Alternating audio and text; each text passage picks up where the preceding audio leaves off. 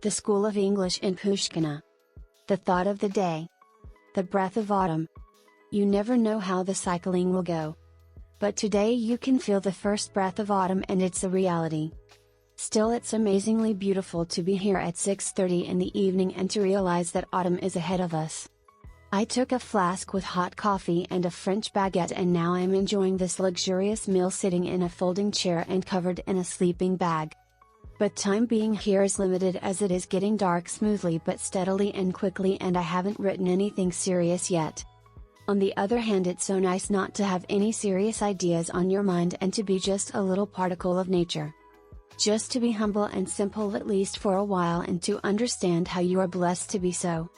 Actually, I am sitting under an apple tree among pines right now. It's rather strange and perhaps there was a garden here many years ago. But no apples this summer. What a pity. I expected that an apple fell me on the head and I would understand the meaning of life in the end. But not this summer, as I said, unfortunately. But I am not in a hurry.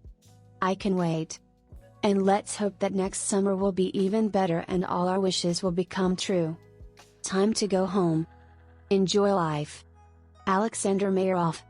September 21, 2024.